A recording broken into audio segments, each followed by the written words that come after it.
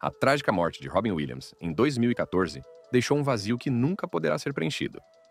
Mas, embora o mundo tenha derramado algumas lágrimas a respeito das circunstâncias desoladoras que envolveram sua morte prematura, sua viúva, Susan Schneider, revelou coisas que ninguém sabia a respeito de sua morte. E foi isso que passei o último ano tentando descobrir. O que tirou a vida do meu marido? Que inimigo secreto poderia ter sido responsável pela morte repentina e inesperada de Robin Williams? É isso que estamos aqui para descobrir. Susan Schneider fala sobre a morte de Williams. A morte de Robin Williams, em 11 de agosto de 2014, foi chocante e de partir o coração. O amado ator foi encontrado morto em sua casa em Tiburon, Califórnia, aos 63 anos de idade. O escritório do xerife do condado de Marin confirmou que Williams havia morrido de asfixia, devido a enforcamento.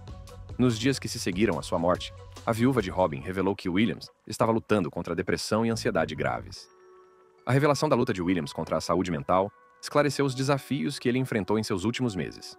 Apesar de receber tratamento e apoio de sua família e amigos, o peso de suas dificuldades persistiu. As pessoas próximas a ele começaram a perceber mudanças significativas em seu comportamento. A reação do público à morte de Williams foi de grande pesar e tristeza. Fãs de todo o mundo foram às redes sociais para expressar suas condolências e compartilhar suas lembranças favoritas do ator. Foram recebidas homenagens de outros atores, comediantes e figuras públicas, todos falando do incrível talento, generosidade e bondade de Williams. Ron Howard tweetou: "Perdemos Robin. O primeiro a testemunhar sua genialidade ao criar Mork diante de nossos olhos em 2 horas no set. Uma força, uma alma doce, um artista brilhante. R.I.P." Enquanto Jimmy Kimmel tweetou: "Robin era um homem tão doce quanto engraçado. Se você está triste, por favor, conte para alguém." Ben Affleck também compartilhou o quanto a morte de Williams o afetou. Com o coração partido: "Obrigado, chefe, por sua amizade e pelo que você deu ao mundo. Robin tinha muito amor dentro dele. Ele pessoalmente fez muito por muitas pessoas. Ele tornou meus sonhos e os de Matt realidade. O que você deve a um cara que faz isso? Tudo. Que você encontre paz, meu amigo." O presidente Barack Obama também divulgou uma declaração. Robin Williams foi um aviador, um médico, um gênio, uma babá, um presidente, um professor, um Peter Pan bangarang e tudo mais. Ele chegou em nossas vidas como um alienígena, mas acabou tocando cada elemento do espírito humano. Ele nos fez rir. Ele nos fez chorar. Ele doou seu talento incomensurável de forma livre e generosa para aqueles que mais precisavam. Desde nossas tropas estacionadas no exterior, até os marginalizados em nossas próprias ruas. O amor e a admiração por Williams demonstraram o profundo impacto que ele teve em tantas vidas. Susan Schneider Williams, esposa de Robin, também revelou que, além de sua batalha contínua contra a depressão grave, ele experimentou um estado elevado de medo e ansiedade que levou a uma paranoia irracional. Esses sintomas preocupantes criaram uma tempestade de turbulência emocional, piorando seus problemas de saúde mental. Na noite anterior à sua morte, Williams apresentou um comportamento incomum que preocupou as pessoas ao seu redor. Um ato específico de paranoia se destacou. Ele colocou vários de seus relógios de pulso em uma meia e os entregou a alguém, temendo que não estivessem seguros.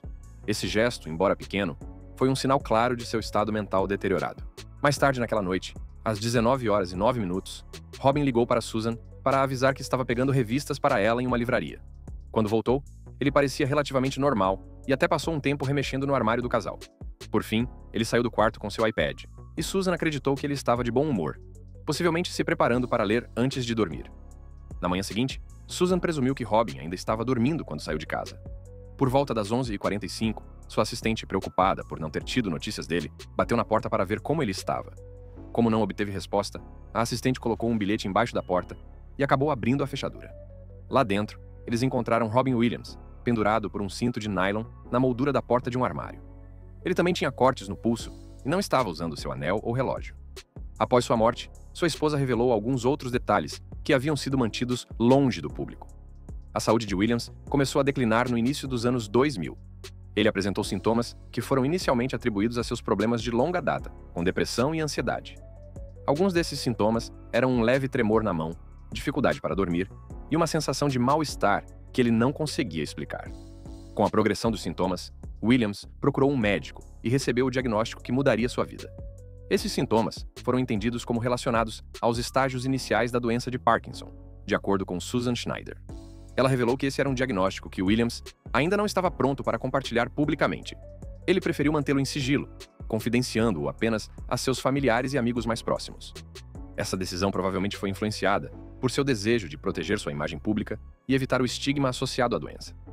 No entanto, esse sigilo também significava que Williams estava travando uma batalha solitária, incapaz de compartilhar totalmente suas lutas com o mundo. Para Williams, o diagnóstico foi um golpe devastador. Ele havia passado a vida levando alegria aos outros, mas agora enfrentava uma batalha que ameaçava tirar sua capacidade de se apresentar e se conectar com o público. O início do mal de Parkinson trouxe um novo conjunto de desafios para Williams. A doença, que afeta cerca de 10 milhões de pessoas em todo o mundo, é caracterizada por tremores, rigidez e dificuldade de equilíbrio e coordenação. Para alguém como Williams, cuja carreira prosperou com a comédia física e a improvisação rápida, o diagnóstico foi particularmente devastador.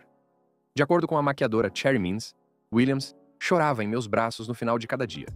E suas palavras eram: "Eu não sei mais como fazer isso. Não sei como ser engraçado." O National Institutes of Health observa que a depressão e a doença de Parkinson podem piorar os sintomas um do outro, criando um ciclo vicioso de declínio físico e mental. Os últimos anos de Williams foram marcados por uma série de contratempos pessoais e profissionais. Apesar desses desafios, Williams permaneceu comprometido com sua arte, continuando a trabalhar em vários projetos e levando alegria aos seus fãs. A revelação do diagnóstico de Parkinson de Williams, após sua morte, acrescentou uma camada triste à sua história. A depressão e a ansiedade de Williams pioraram com o avanço da doença. Ele lutava com sentimentos de desesperança e desespero, agravados pelo conhecimento de que o Parkinson é uma doença progressiva e incurável. A combinação de seus problemas de saúde mental com os sintomas físicos do Parkinson criou uma tempestade que acabou levando à sua trágica morte. Em entrevistas mais recentes, no entanto, a viúva de Robin, Susan Schneider, revelou que a morte dele foi mais do que aparentava. Ela tentou deixar claro que não foi a depressão que matou Robin. Não, foi algo muito mais sinistro. E para entender como isso aconteceu, deixe-me contar a você sobre a vida secreta de lutas de Robin no setor. A vida de lutas de Williams. A grande chance de Williams veio em 1978, quando ele foi escalado como o estranho alienígena Mork, na série de televisão Mork and Mindy. O programa foi um sucesso instantâneo, catapultando Williams para a fama e tornando-o um nome conhecido. No entanto, as pressões da fama repentina e as exigências de sua carreira começaram a afetar sua saúde mental. Nos bastidores, Williams lutava contra sentimentos de isolamento, inadequação e insegurança, e recorreu à cocaína e ao álcool para lidar com sua agitação interior. O abuso de substâncias tornou-se uma forma de escapar das pressões avassaladoras e do ritmo implacável de sua carreira. Os amigos revelaram que ele dependia muito da cocaína e do álcool, acreditando que eles o ajudavam a explorar sua energia selvagem para as apresentações. Sam Neill, que contracenou com Williams no filme Bicentennial Man, de 1999, descreveu-o como a pessoa mais triste que já conheci. Em um episódio de Dark Side of Comedy, colegas comediantes como Alan Stephan relembraram as fases iniciais da carreira de Williams no stand-up, quando ele demonstrava uma forte dependência de substâncias. De acordo com Alan, Williams perguntava: "Conhece alguém que tenha alguma droga?", alegando que não podia continuar sem nenhuma droga. O colega comediante Mike Binder, um conhecido próximo de Williams, revelou que, com as drogas, ele era um monstro. Apesar de sua fama, riqueza e adoração dos fãs, Williams sofria de um intenso sentimento de solidão, e de acordo com Gina Hecht, quando você era tão famoso, as drogas eram simplesmente dadas a você. A trágica morte de seu amigo e colega comediante John Belushi, por overdose de drogas em 1982, foi um ponto de virada em sua vida. De acordo com sua co-estrela, Pam Dawber, o evento serviu como um grande alerta para Williams. A morte de Belushi foi uma prévia das possíveis consequências de seu vício, um vislumbre assustador de um possível futuro se ele não mudasse seu comportamento. Esse ponto de virada foi ainda mais solidificado com o nascimento próximo de seu filho, Zack. O desejo de ser um pai presente e saudável tornou-se um poderoso motivador para Williams ficar sóbrio. Williams compartilhou sua perspectiva sobre a morte de Belushi. A tragédia de Belushi foi assustadora. Sua morte assustou todo um grupo de pessoas do show business. Isso causou um grande êxodo das drogas. Eu sabia que não poderia ser pai e viver aquele tipo de vida. Em 1983, após o nascimento de seu primeiro filho, Williams abandonou as drogas e o álcool, embarcando em uma jornada de sobriedade que duraria 20 anos. Esse período de sobriedade foi marcado por alguns de seus papéis mais icônicos, incluindo suas atuações em Bom Dia Vietnã, Sociedade dos Poetas Mortos e Sra. Doubtfire. Apesar de seu sucesso profissional, a batalha contra a depressão continuou a se manifestar. Em 2006, Depois de passar por um período de ansiedade e insônia enquanto trabalhava em um filme, Williams teve uma recaída. Ele começou a beber novamente, um passo aparentemente pequeno que acabou com anos de progresso.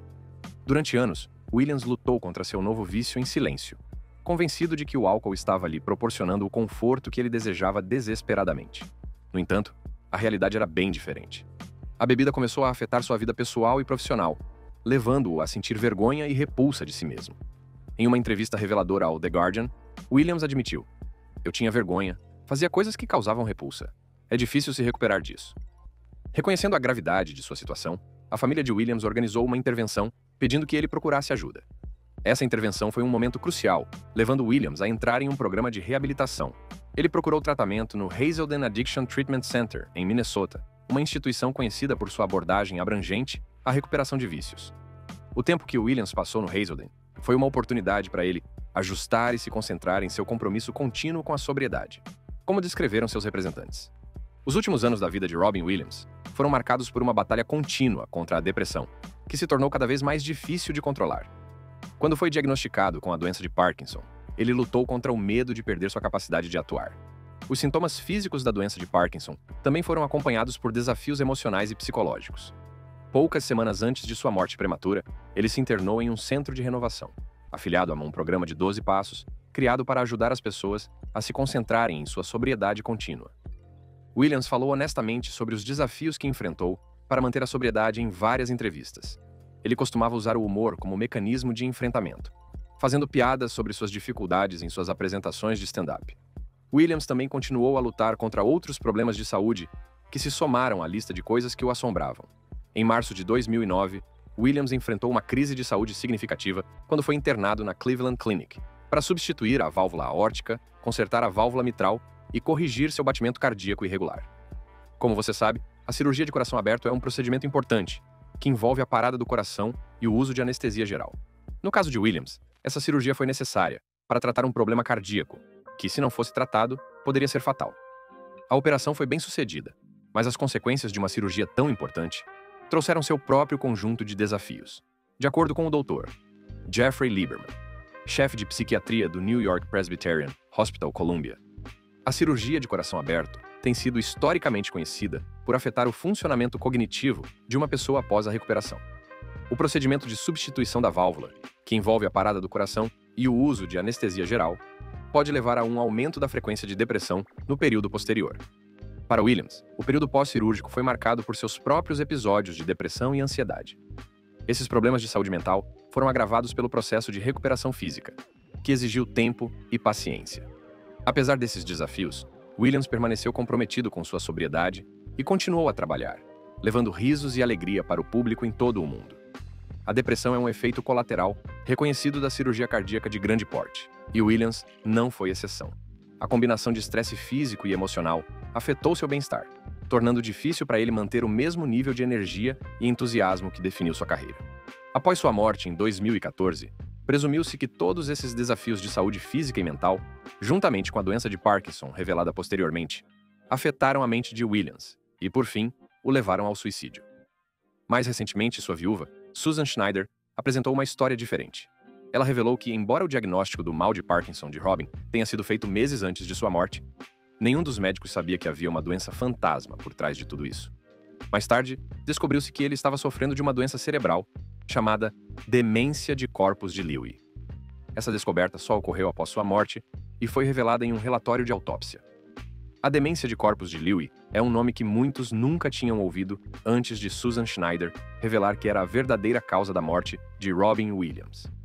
Essa doença devastadora costuma ser mal compreendida e mal diagnosticada, mas seu impacto sobre as pessoas que sofrem com ela é profundo e altera a vida. É um distúrbio cerebral, caracterizado pela presença de depósitos anormais de proteínas, chamados corpos de Lewy. Esses depósitos interrompem o funcionamento normal do cérebro, levando a um declínio das habilidades cognitivas, das habilidades motoras e da saúde mental.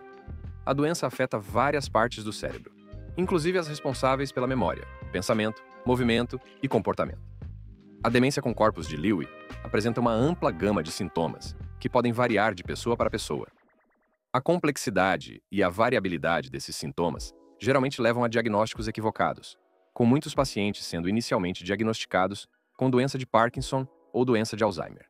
Para Robin Williams, os sintomas da demência por corpus de Lewy começaram a se manifestar de forma sutil, mas alarmante.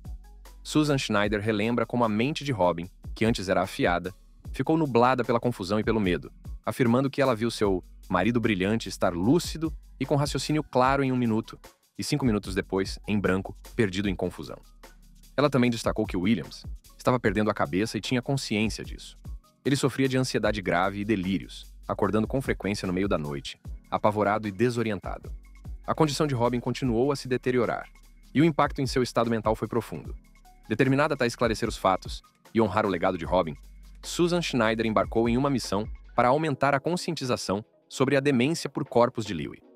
Ela começou a falar publicamente sobre a verdadeira causa da morte de Robin, compartilhando os detalhes de sua batalha contra a doença. A demência com corpus de Lewy matou Robin. Foi o que tirou sua vida. E foi isso que eu passei o último ano tentando descobrir, o que tirou a vida do meu marido. Os esforços de defesa de Susan visavam educar o público e a comunidade médica sobre as complexidades da demência por corpus de Lewy e a necessidade urgente de um melhor diagnóstico e tratamento. A coragem e a determinação de Susan em compartilhar a história de Robin trouxeram a atenção necessária para a doença. Ela falou em conferências médicas, participou de entrevistas e colaborou com organizações dedicadas à pesquisa de doenças neurodegenerativas. Seus esforços ajudaram a iluminar uma doença que há muito tempo estava nas sombras, proporcionando esperança e apoio a inúmeras famílias afetadas pela demência por corpus de Lewy. Em 2020, Susan lançou Robin's Wish, um documentário comovente que narra a batalha de Robin contra a demência de corpus de Lewy. O filme apresenta entrevistas com aqueles que o conheciam melhor, oferecendo uma visão íntima de seus últimos dias e do impacto da doença. O documentário também serve como um tributo ao espírito duradouro e ao legado de Robin. Ele destaca suas incríveis contribuições para o mundo do entretenimento e sua inabalável bondade e generosidade. Determinada a esclarecer os fatos e honrar o legado de Robin, Susan Schneider embarcou em uma missão para aumentar a conscientização sobre a demência por corpus de Lewy. Ela começou a falar publicamente sobre a verdadeira causa da morte de Robin, compartilhando os detalhes de sua batalha contra a doença. A demência com corpus de Lewy matou Robin. Foi o que tirou sua vida. E foi isso que eu passei o último ano tentando descobrir, o que tirou a vida do meu marido. Os esforços de defesa de Susan visavam educar o público e a comunidade médica sobre as complexidades da demência por corpus de Lewy e a necessidade urgente de um melhor diagnóstico e tratamento. A coragem e a determinação de Susan em compartilhar a história de Robin trouxeram a atenção necessária para a doença. Ela falou em conferências médicas, participou de entrevistas e colaborou com organizações dedicadas à pesquisa de doenças neurodegenerativas.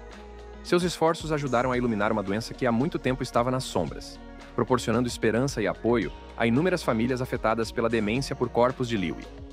Em 2020, Susan lançou Robin's Wish, um documentário comovente que narra a batalha de Robin contra a demência de corpus de Lewy. O filme apresenta entrevistas com aqueles que o conheciam melhor, oferecendo uma visão íntima de seus últimos dias e do impacto da doença. O documentário também serve como um tributo ao espírito duradouro e ao legado de Robin. Ele destaca suas incríveis contribuições para o mundo do entretenimento e sua inabalável bondade e generosidade. Carreira e legado de Williams. Robin McLaurin Williams nasceu em 21 de julho de 1951, em Chicago, Illinois. Seu pai, Robert Fitzgerald Williams, era um executivo sênior da Ford Motor Company, um cargo que proporcionou à família uma vida de considerável riqueza. Sua mãe, Lori McLaurin, era uma ex-modelo do Mississippi, conhecida por seu charme e inteligência. Robin era o caçula de 3 meios-irmãos, e seus primeiros anos foram vividos em um mundo que era ao mesmo tempo privilegiado e isolado. A família Williams morava em uma casa grande e elegante, no sofisticado subúrbio de Bloomfield Hills, Michigan. Apesar do ambiente luxuoso, a infância de Robin foi marcada por uma sensação de solidão. Seu pai estava sempre ausente em viagens de negócios, e sua mãe estava frequentemente ocupada com compromissos sociais. Isso deixava Robin sozinho para se entreter, uma situação que moldaria profundamente suas habilidades imaginativas e criativas. Os primeiros anos de Robin foram caracterizados por uma imaginação vívida e uma tendência a criar cenários elaborados. Ele passava horas sozinho, brincando com sua coleção de soldadinhos de brinquedo, cada um com uma personalidade e voz distintas. Esse hábito precoce de inventar personagens e histórias foi uma prévia das habilidades de improvisação que mais tarde definiriam sua carreira. Quando Williams era mais jovem, ele criava seu mundo imaginativo, movendo exércitos de soldados de brinquedo pelo carpete, enquanto inventava diálogos diferentes para eles. Robin também se descreveu como uma criança tímida e acima do peso, que encontrava conforto em fazer sua mãe rir. O senso de humor de Laurie McLaurin foi uma influência significativa para Robin, e ele frequentemente acreditava a ela o despertar de seus talentos cômicos. A dinâmica familiar era complexa. Robert Williams era uma figura distante e sem sorrisos, cujas altas expectativas e ausências frequentes criaram uma lacuna que Robin se esforçou para preencher. Laurie, por outro lado, era mais acessível, mas ainda um pouco distante devido a seus compromissos sociais. Esse ambiente de distância emocional e altas expectativas contribuiu para a sensação de isolamento de Robin, mas também alimentou seu desejo de se conectar com os outros por meio do humor. Em 1963, quando Robin tinha 12 anos, a família se mudou para a área da Baía de São Francisco, estabelecendo-se na rica comunidade de Tiburon. A mudança foi significativa para Robin, que teve de se adaptar a um novo ambiente e fazer novos amigos. Ele frequentou a Redwood High School em Larkspur, onde inicialmente era um estranho. No entanto, seu raciocínio rápido e sua capacidade de fazer as pessoas rirem logo lhe renderam um lugar entre seus colegas. Na Redwood High School, Robin começou a se destacar. Ele foi eleito o mais provável de não ter sucesso e o mais engraçado por seus colegas de classe. Apesar de suas travessuras cômicas, Robin era um excelente aluno, destacando-se tanto nos estudos quanto nos esportes. Foi membro das equipes de futebol e luta livre da escola, e seu raciocínio rápido o tornou um favorito entre seus colegas. Robin começou a atuar durante seu tempo na Redwood High School. Ele participou do programa de teatro da escola, onde descobriu sua paixão por atuar. Seu talento era evidente, e ele rapidamente se tornou um destaque nas produções escolares. Um de seus primeiros papéis foi em uma produção de Oliver, em que interpretou o Artful Dodger, um personagem que lhe permitiu mostrar seu timing cômico e suas habilidades de improvisação. Williams tinha outros interesses além de atuar, e sua jornada no mundo da comédia começou a sério durante seus anos de faculdade. Depois de estudar ciência política por um breve período, ele se transferiu para a prestigiosa Juilliard School, em Nova York, onde aperfeiçoou sua arte sob a orientação do renomado professor de atuação John Houseman. Foi lá que a mistura única de improvisação e humor rápido de Williams começou a tomar forma. Em meados da década de 1970, Williams mudou-se para São Francisco, onde se tornou popular nos clubes de comédia locais. Suas rotinas de stand-up eram uma mistura de personagens, vozes e humor espontâneo, o que o diferenciava de seus contemporâneos. Essa capacidade de improvisar se tornaria um símbolo de sua carreira, o que lhe rendeu a reputação de ser um dos comediantes mais inovadores de sua época. Não demorou muito para que Hollywood percebesse. Em 1978, Williams conseguiu o papel que o catapultaria para o estrelato. Mork, um alienígena do planeta Ork, na sitcom da ABC Mork and Mindy. O personagem Mork apareceu pela primeira vez em um episódio de Happy Days, e a atuação de Williams foi tão memorável que levou à criação de uma série derivada. Mork and Mindy estreou em 14 de setembro de 1978 e foi um sucesso instantâneo. A interpretação de Williams como o alienígena peculiar e cativante cativou o público, e suas habilidades de improvisação trouxeram uma energia nova e imprevisível ao programa. A série rapidamente se tornou um fenômeno cultural, transformando Williams em um nome conhecido e consolidando seu status de gênio da comédia. O sucesso do programa abriu as portas para inúmeras oportunidades na televisão e no cinema, permitindo que Williams demonstrasse sua versatilidade como ator. Seu desempenho como Mork lhe rendeu um prêmio Globo de Ouro de melhor ator em série de televisão, musical ou comédia, solidificando ainda mais seu lugar no setor de entretenimento. Mas Mork and Mindy foi mais do que apenas um marco na carreira. Foi uma plataforma para Williams explorar e expandir sua gama cômica. O formato do programa permitiu que ele fizesse experiências com diferentes personagens e cenários, ultrapassando os limites do humor tradicional de sitcoms. Sua capacidade de misturar perfeitamente material roteirizado com improvisação espontânea estabeleceu um novo padrão para a comédia televisiva. Enquanto Mork and Mindy continuava a dominar as ondas de rádio, a estrela de Williams continuava a crescer. Ele se tornou um convidado muito procurado em talk shows e programas de variedades, onde sua sagacidade e energia ilimitada o tornaram um dos favoritos dos apresentadores e do público. Suas aparições em programas como The Tonight Show starring Johnny Carson e Saturday Night Live mostraram ainda mais seu brilhantismo cômico e o tornaram querido por milhões de pessoas. No início da década de 1980, Robin Williams havia se estabelecido firmemente como um dos comediantes mais talentosos e inovadores de sua geração. A transição de Robin Williams da televisão para o cinema começou com The World According to Garp, em 1982. Seu desempenho no filme demonstrou sua capacidade de combinar humor com profundidade dramática, preparando o terreno para uma série de papéis icônicos que definiriam sua carreira. Em 1987, Robin estrelou Bom Dia, Vietnã, um papel que lhe rendeu sua primeira indicação ao Oscar. No papel do DJ de rádio Adrian Cronauer, as habilidades de improvisação de Robin foram exibidas em sua plenitude, trazendo uma energia e um humor únicos ao filme. A capacidade de Robin de inspirar e emocionar o público foi demonstrada ainda mais em Sociedade dos Poetas Mortos, em 1989.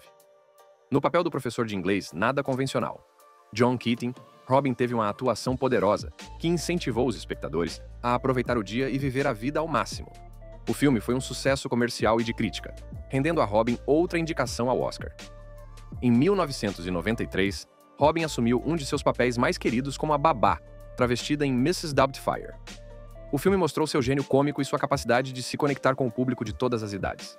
A versatilidade de Robin como ator ficou evidente em filmes como Jumanji, de 1995, em que ele interpretou o aventureiro Alan Parrish. Um dos papéis mais icônicos de Robin ocorreu em 1992, quando ele emprestou sua voz ao gênio em Aladdin, da Disney. No final da década de 1980 e na década de 1990, a carreira cinematográfica de Robin Williams disparou. Sua capacidade de misturar perfeitamente comédia e drama fez dele um dos atores mais amados e versáteis de sua geração. No entanto, além da carreira, Robin era um homem de família. Em 1978, em meio à explosão de sua carreira, Robin se casou.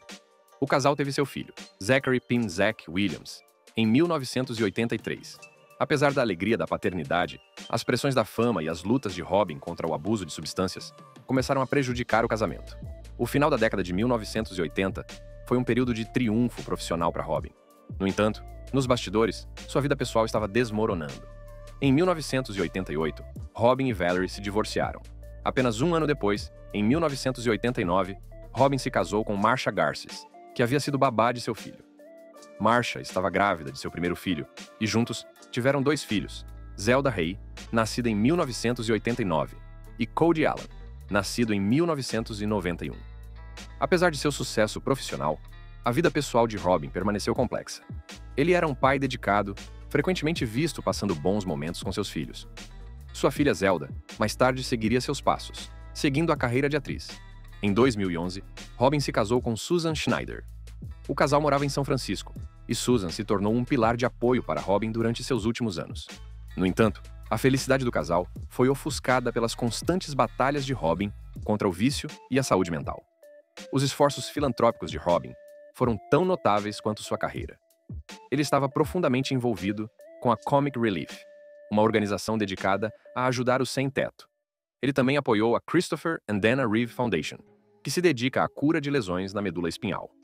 Por meio de seu trabalho com a United Service Organizations, Inc., USO, Robin se apresentava com frequência para as tropas americanas estacionadas no exterior, levando risos e alegria àqueles que serviam seu país. A morte prematura de Robin deixou um vazio no coração de sua família, amigos e fãs. Seus filhos, Zach, Zelda e Cody, falaram sobre o legado do pai e o impacto que ele teve em suas vidas.